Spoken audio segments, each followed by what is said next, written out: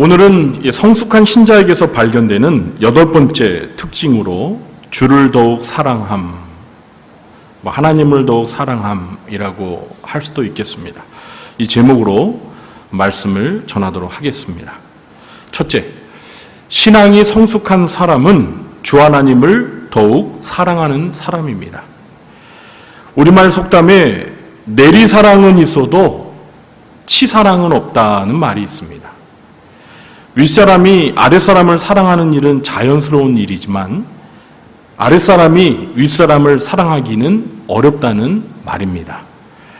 이것을 부모와 자식 간에 비추어 생각해 보면 자식도 부모를 사랑하긴 하지만 그 사랑은 자식에 대한 부모의 사랑에 감히 비교할 바가 못 된다는 것입니다.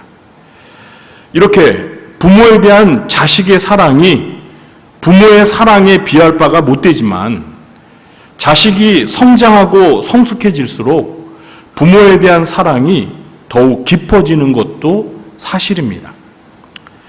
자식들이 어릴 때는 부모님으로부터 일방적으로 사랑을 받기만 합니다. 철부졌을 때는 효도는커녕 부모님의 가슴을 아프게 할 때도 많습니다.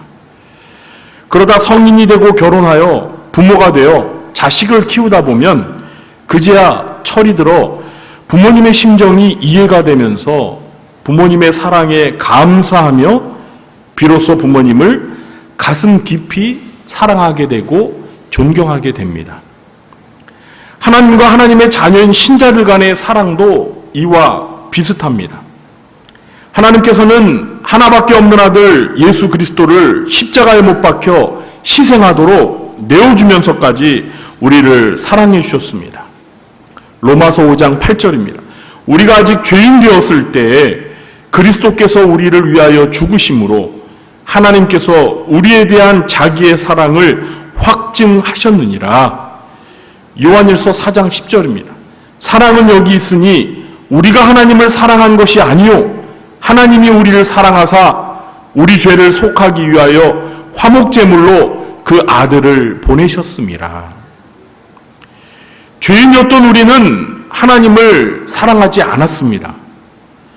그러나 하나님께서는 하늘보다 더 높고 바다보다 더 깊은 사랑을 우리에게 일방적으로 베풀어 주셨습니다.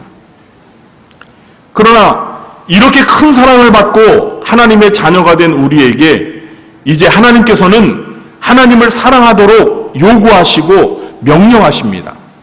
마태복음 22장 37절입니다.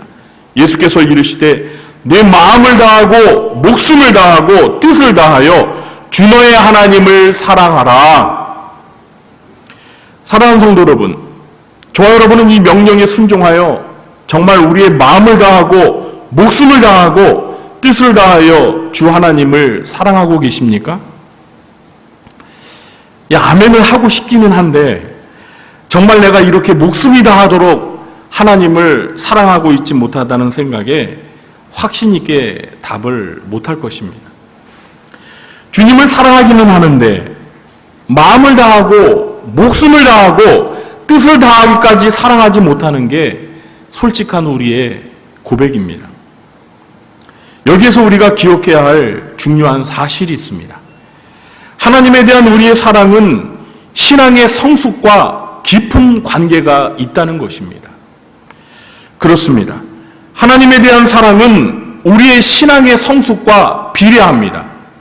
다시 말해서 신앙이 성숙해지는 만큼 하나님에 대한 사랑도 더 커지는 것입니다. 오늘 요한복음 21장 본문에는 두 사람이 등장합니다. 한 사람은 예수님이시고 나머지 한 사람은 누구입니까? 그렇습니다. 예수님의 수제자 시몬 베드로입니다. 오늘 본문에서 예수님은 시몬 베드로에게 똑같은 질문을 3번씩이나 반복해서 묻고 계십니다. 그 질문의 내용이 무엇이죠? 요한의 아들 시몬아, 내가 나를 사랑하느냐? 예수님은 지금 베드로가 예수님을 사랑하는지 묻고 계십니다. 만약 예수님께서 이 질문을 여러분에게도 하신다면 여러분은 뭐라고 답을 하시겠습니까?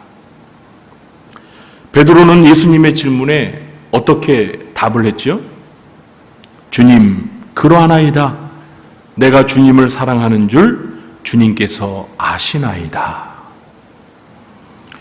베드로는 예수님의 질문에 예수님을 사랑한다고 대답했습니다. 그리고 자신의 대답이 진심이란 걸 주님께서 아신다고 말했습니다. 자, 그럼 궁금해지는 게 있습니다. 왜 예수님은 베드로가 예수님을 사랑한다는 걸 알고 계시면서 베드로에게 물어보신 걸까요? 그것도 똑같은 질문을 3번씩이나 반복해서 말입니다. 아마도 여러분은 그 이유를 잘 알고 계실 것입니다. 지금 예수님을 사랑한다고 말했던 베드로가 불과 며칠 전에 예수님을 모른다고 3번씩이나 부인했기 때문입니다. 마태복음 26장에 따르면 예수님께서 유월절 저녁에 제자들과 최후의 만찬을 가지시면서 자신의 죽음에 대해서 말씀하셨습니다. 이때 베드로는 예수님 앞에서 모두가 주를 버릴지라도 자신은 결코 주를 버리지 않을 것이며 주와 함께 죽을지언정 주를 부인하지 않겠다고 호언장담을 했습니다. 이것은 베드로가 자신의 목숨을 바칠 만큼 주님을 사랑한다는 의미입니다. 자, 그런데 결과는 어떻게 되었습니까? 베드로는 자신이 한 말을 지켰습니까? 지키지 못했습니다. 슬프게도 베드로는 자기의 말과는 달리 자신의 목숨이 위태롭게 되자 사람들 앞에서 예수님을 모른다고 3번씩이나 부인했습니다. 결국 예수님 앞에서 한 그의 말은 거짓말이 되고 말았던 것입니다. 자, 그러면 예수님을 모른다고 부인했던 베드로는 정말 주님을 사랑하지 않았던 걸까요? 아닙니다. 베드로는 분명 주님을 사랑했을 것입니다. 주님을 사랑했지만 그때 베드로는 주님을 위해 자신의 목숨을 바친 만큼 주님을 사랑할 정도로 믿음이 성숙하지 않았던 것입니다. 예수님도 이 사실을 잘 알고 계셨습니다. 그래서 예수님은 부활하신 후에 베드로와 개인적인 만남을 갖길 원하셨습니다.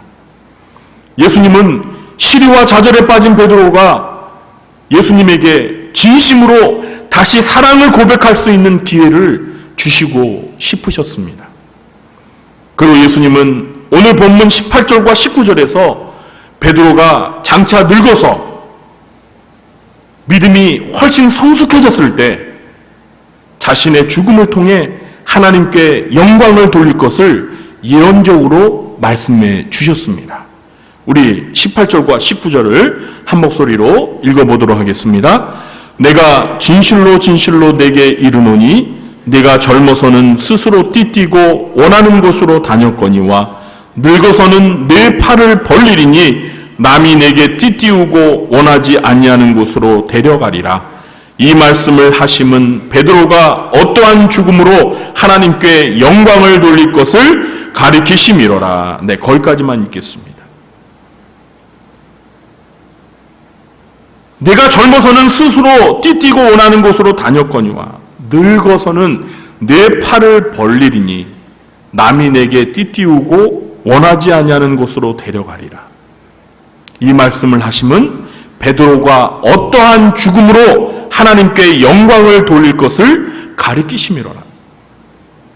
예수님의 이 예언대로 베드로는 이때로부터 35년이 지난 후에 네로 황제가 로마 제국을 다스릴 때 로마에서 십자가에 팔을 벌리고 거꾸로 못 박혀 순교를 당했습니다. 예수님 앞에서 호언장담을 했던 대로 베드로는 자기가 그토록 사랑하던 주님을 위해 자신의 목숨을 바쳤던 것입니다. 여러분, 순교는 아무나 할 수 있는 것이 아닙니다. 순교는 자기의 가장 소중한 목숨보다 주님을 더 사랑할 수 있는 신앙이 성숙한 사람에게 주어지는 특별한 은혜입니다. 사랑하는 성도 여러분, 여러분은 얼마나 주님을 사랑하십니까? 이 질문은 이렇게 바꾸어도 가능합니다. 여러분은 얼마나 신앙이 성숙하십니까? 이 질문에 대한 모범 답안은 이것입니다. 우리의 신앙이 성숙한 수준만큼 주님을 사랑한다는 것입니다. 우리 구정교회 성도님들은 모두가 신앙이 성숙한 신자가 되어서 마음을 다하고 목숨을 다하고 뜻을 다하여 주님을 사랑하시게 되길 주님의 이름으로 축원합니다. 둘째, 하나님을 사랑한다는 말의 의미가 무엇인지 알고 하나님을 바르게 사랑해야 합니다. 여러분께서는 누군가 여러분을 사랑한다는 걸 어떻게 확신하십니까? 단지 사랑한다는 말만 듣고 확신하십니까? 그런데 사랑한다는 그 말을 정말 믿을 수 있습니까? 물론 사랑한다는 고백이 필요 없다는 의미는 아닙니다. 단지 사람은 얼마든지 거짓말로 사랑한다고 말할 수 있다는 것입니다. 하나님은 우리가 하나님을 사랑한다는 것을 어떻게 아실까요? 물론 하나님은 우리의 마음속을 다 감찰하시는 전지하신 하나님이시기 때문에 굳이 우리가 말하지 않아도 사랑의 진위 여부를 정확히 아십니다. 그러나 하나님은 성경을 통해서 하나님을 사랑한다는 것이 무엇인지 분명한 기준을 우리에게 제시해 주셨습니다. 이 기준에 따르면 하나님을 사랑한다는 것은 단지 하나님을 사랑한다고 입술로 고백하는 정도가 아닙니다. 지금부터 성경이 말하는 하나님을 사랑한다는 말의 세 가지 의미를 알려드리겠습니다. 이것을 잘 들으시고 내가 정말 하나님을 바르게 사랑하고 있는지를 점검해 보시기 바랍니다. 첫 번째, 하나님 외에 다른 어떤 우상도 섬기지 않는 것입니다.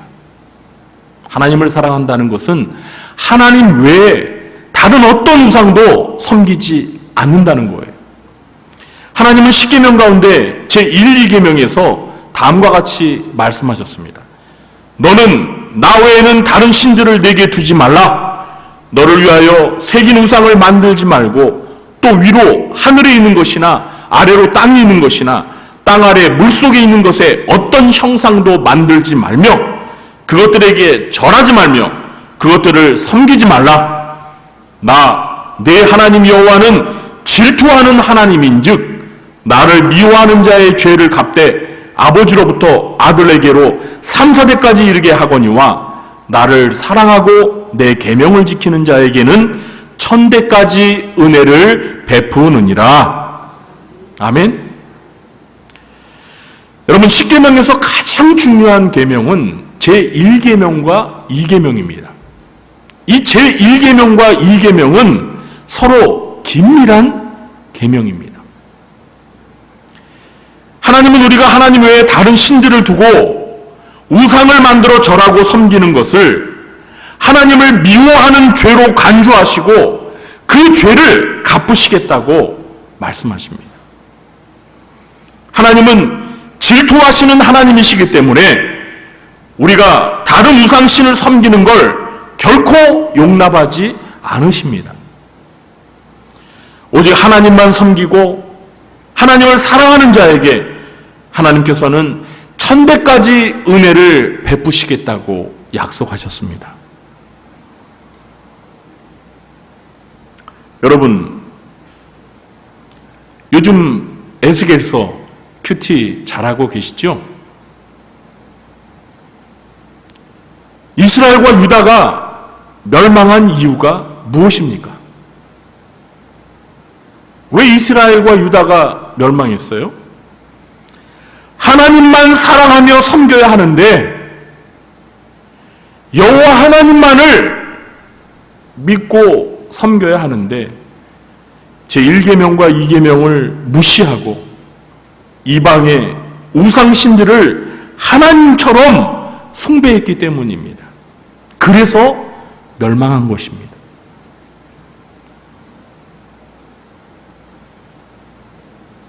만일 여러분도 하나님을 사랑한다면 오직 하나님만 믿고 섬겨야 합니다.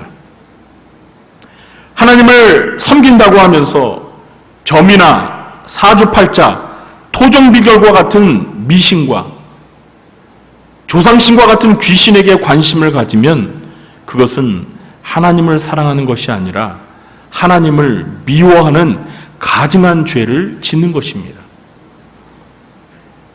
이런 것들이 아니더라도 하나님보다 더 사랑하는 어떤 것이 있다면 그것이 사람이든 돈이든 술이든 도박이든 모두가 우상입니다.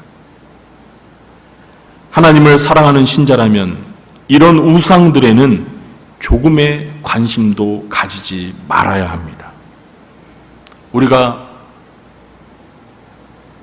신뢰하고 섬기고 예배해야 할 유일한 사랑의 대상은 오직 하나님이십니다.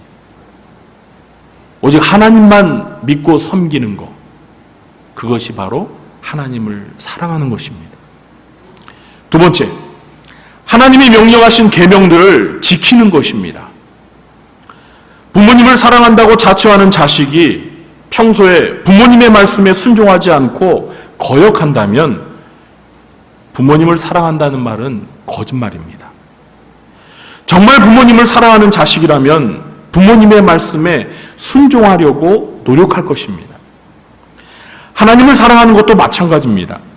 하나님을 사랑하는 신자라면 마땅히 하나님이 명령하신 계명들을 지켜야 합니다. 요한일서 5장 3절입니다.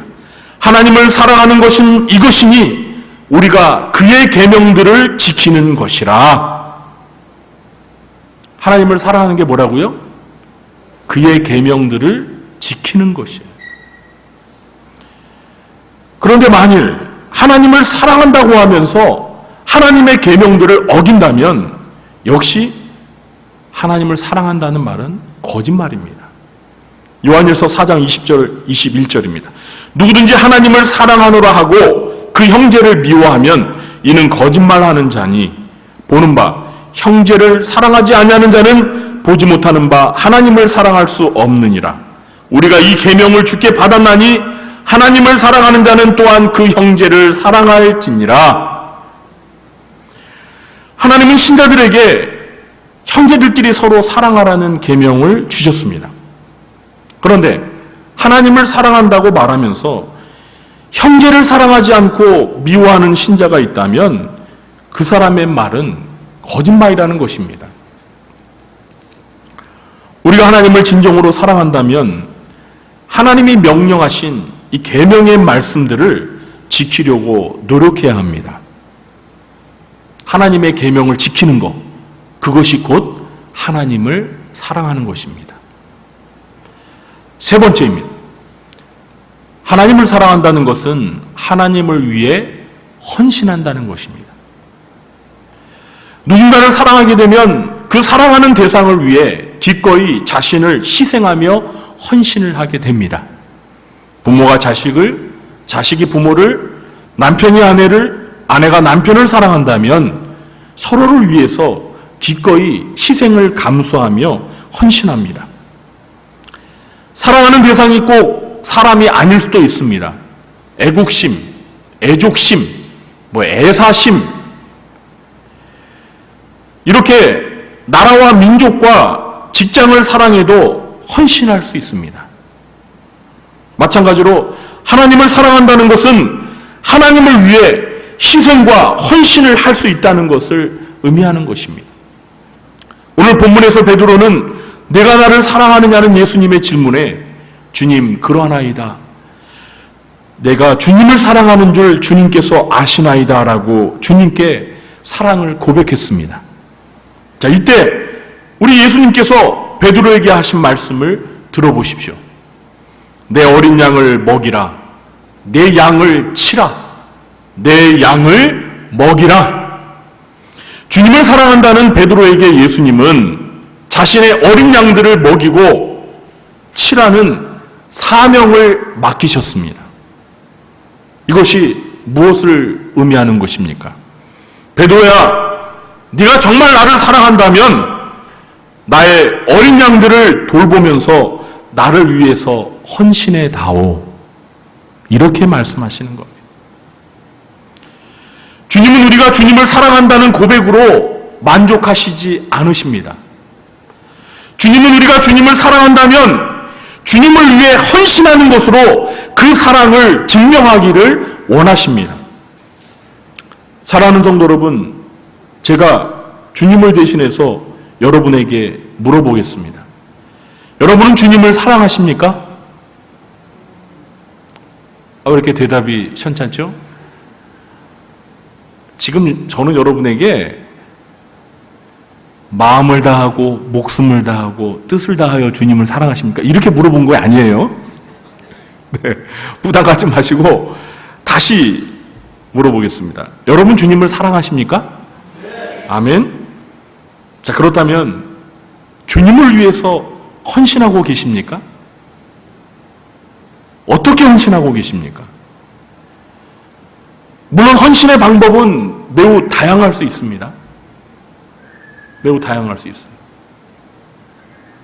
그러나 분명한 건 주님을 사랑한다면 사랑하는 주님을 위해서 어떤 형태로든 헌신을 해야 한다는 겁니다. 주님은 우리가 주님을 위해 헌신하는 것을 보시고 우리가 주님을 사랑한다는 것을 인정해 주실 것입니다. 주님을 사랑한다고 말하면서 주님을 위해서 아무런 헌신을 하지 않는다면 그 사랑은 거짓말입니다.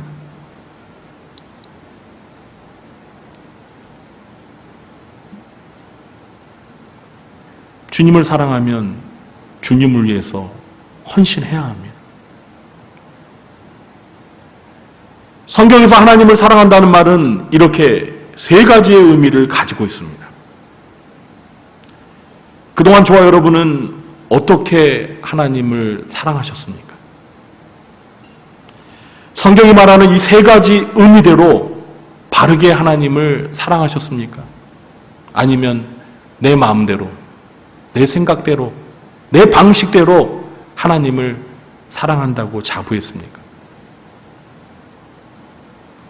오늘 제가 말씀드린 이 세 가지를 잘 기억하시고 하나님을 바르게 사랑하는 여러분 되시길 주님의 이름으로 축원합니다. 이제 말씀을 맺겠습니다. 만일 누군가 저에게 신앙생활이 무엇이냐고 묻는다면 저는 조금도 망설이지 않고 말할 수 있습니다. 신앙생활은요, 주님을 사랑하는 것입니다. 신앙생활은 주님을 사랑하는 거예요. 예수님을 믿는다는 것은 곧 예수님을 사랑한다는 겁니다. 예수님을 믿는다는 것과 예수님을 사랑한다는 건 동의어예요. 그러므로 주님에 대한 사랑은 우리의 신앙의 성숙에 비례할 수밖에 없습니다.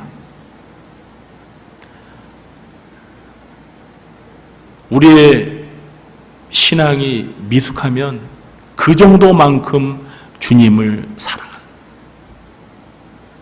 우리의 신앙이 성숙하면 성숙한 만큼 주님을 사랑하게 돼 있어요.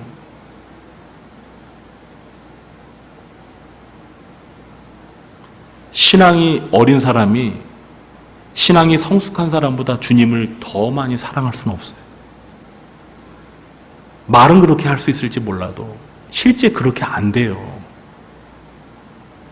사랑의 크기는 믿음의 크기입니다.